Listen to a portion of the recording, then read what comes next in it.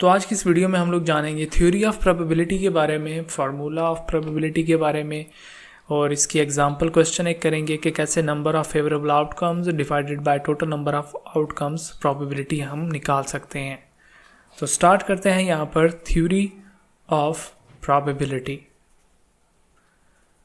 ये हमारी second revision है स्टैटिस्टिक्स एंड डाटा एनालिसिस की, जो कि कंप्लीट हुई है 3 अप्रैल 2026 को।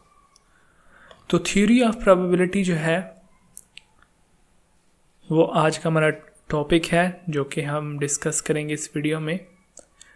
Probability is the measure of how likely an event is to occur, कि एक इवेंट जो है वो कैसे अकर होता है। हमारे पास अगर इसके आगे हम क्वेश्चन भी करेंगे ताकि उसको हम मज़ीद समझ सकें। तो प्रोबेबिलिटी की जो थ्योरी है वो इसी रिलेटेड है कि probability is the measure of how likely an event is to occur, कि कोई भी इवेंट जो है वो कैसे हमारे सामने वकूफ़ पज़ीर होता है या अकर होता है, सामने आता है।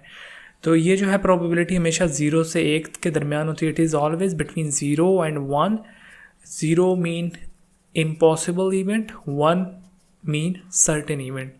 लेकिन ये एग्जैक्ट 0 नहीं होती, ठीक है। जो थ्योरी ऑफ प्रोबेबिलिटी है ना तो 0 होती है और ना ही फुली 1 होती है, क्योंकि अगर फुली 1 नहीं हो तो हमें तो पता है कि हम ही ने वो इवेंट जो है वो होना ही होना है। फॉर एग्जांपल अगर कोई इवेंट भी है तो इसका फार्मूला ऑफ प्रोबेबिलिटी लिख लिया हमने। फार्मूला लिखते वक्त हम क्या लिखेंगे, P ब्रैकेट में E, क्योंकि E जो है वो हमारे पास इवेंट है, जो भी इवेंट हम लोग ऑब्जर्व कर रहे हैं। P into E is equal to number of favorable outcomes divided by total number of outcomes।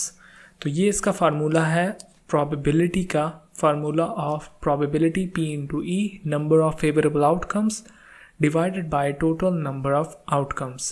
तो इसका एक क्वेश्चन करेंगे ताकि इस फार्मूला को हम लोग रियल लाइफ में कैसे यूज़ कर सकते हैं उसकी अंडरस्टैंडिंग हासिल कर लें, क्योंकि खाली फार्मूले से काम नहीं बनेगा। तो हमारे पास एक यहाँ पर एज्यूम किया है, क्वेश्चन है कि हमारे पास एक रिवॉर्ड है, एक क्लास में हम लोग हैं और हमारे यहाँ पर क्लास में 4 जो है वो फीमेल स्टूडेंट्स हैं, 4 मेल स्टूडेंट्स हैं और 16 फीमेल स्टूडेंट्स हैं।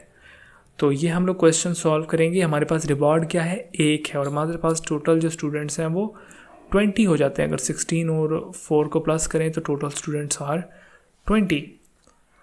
तो ये हमारे क्वेश्चन की आज डिस्क्रिप्शन है कि हमारे पास एक रिवॉर्ड है और 4 उसके मेल स्टूडेंट हैं उस रिवॉर्ड में, जो क्लासरूम में है, जो कि जीत सकते हैं इस रिवॉर्ड को, और 16 फीमेल स्टूडेंट्स हैं।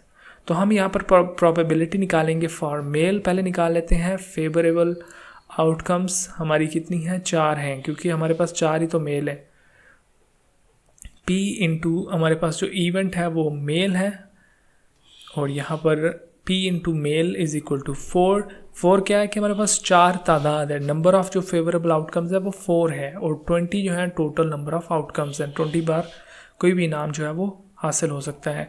तो हम इसको डिवाइड करेंगे 1 डिवाइडेड बाई 5, और ये आएगा 0.2। अभी फॉर फीमेल का निकाल लेते हैं। फीमेल की फेवरेबल आउटकम्स कितनी है, 16। हाँ, क्योंकि 16 फीमेल की स्टूडेंट्स की टोटल नंबर ऑफ फीमेल जो स्टूडेंट्स हैं वो 16 हैं, तो फेवरेबल आउटकम्स 16। तो यहाँ पर इसका हम नीचे फार्मूला लगा लेते हैं। P into female is equal to 16 divided by 20 total हमारे पास स्टूडेंट्स हैं और 16 उसमें से फीमेल हैं। ये होगा 4 डिवाइडेड बाई 5, और ये होगा इज इक्वल टू 0.8। तो ये जो 0.2 और 0.8, इसको अगर हम 100% से करें तो 20% जो है वो चांसेस हैं मेल के उस रिवॉर्ड को जीतने के, और 80% चांसेस हैं फीमेल के उस रिवॉर्ड को जीतने के। यहाँ पर हम लोगों ने दूसरे पेज पे स्टार्ट कर दी है मज़ीद इसकी एक्सप्लेनेशन। प्रोबेबिलिटी फॉर मेल जो है वो हमारे पास है 5 में से सिर्फ 1, और वो है 0.2 जो कि है 20%। और फॉर फीमेल हमारे पास क्या है, हमारे पास 5 में से 4 चांसेस हैं, 4 आउट ऑफ 5, और ये बनता है 0.8, जो कि 100% का 80% बनता है। तभी ये दोनों मिलकर बनते हैं 100%, तो फीमेल के चांसेस ज़्यादा हैं इसमें रिवॉर्ड जीतने के। तो ये थी आज की हमारी theory of probability. Hope so कि आपको अंडरस्टैंड आ गई होगी। Thank you so much for watching.